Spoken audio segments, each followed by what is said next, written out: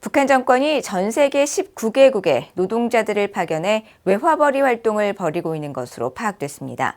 이 같은 문제를 지적한 미국은 북한의 노동력으로 만들어진 상품의 판매를 막기 위해 노력하고 있다고 강조했습니다. 조은정 기자가 보도합니다. 미국 국무부가 발표한 2024 인신매매 실태 보고서입니다.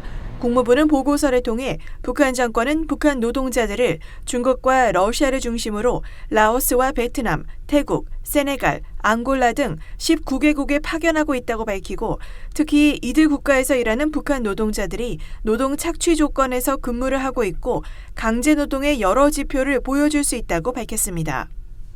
샌디 다이어 국무부 인신매매 담당 대사는 25일 외신 기자센터에서 기자회견을 열고 이 같은 해외 북한 노동자들의 노동 착취 문제를 정면으로 지적했습니다.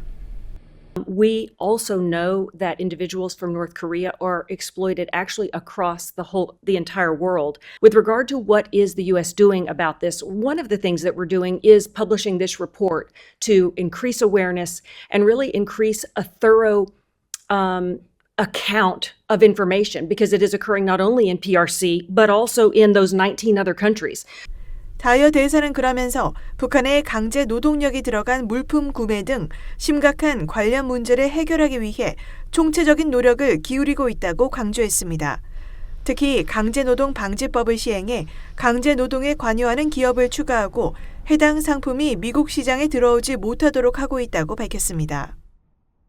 And I think the other thing that the U.S. is doing is aggressively following our federal acquisition regulation to make sure that we, as the U.S., and we buy a lot of things, to make sure that we are not accidentally purchasing goods made with forced labor, specifically forced labor of North Korean individuals.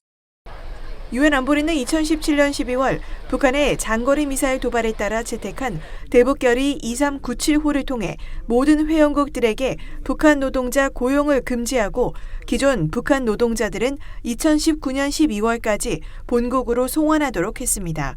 이런 가운데 북한 노동자들의 강제 노동이 동원된 중국산 수산물 등이 미국에서 유통된 것으로 알려지면서 미국 정부는 해당 제품에 대한 수입 차단을 위해 노력하고 있습니다.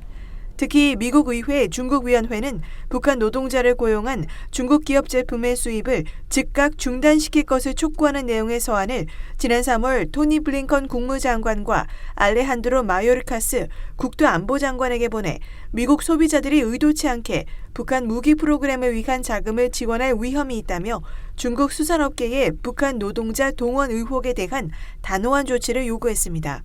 VOA 뉴스 조은정입니다.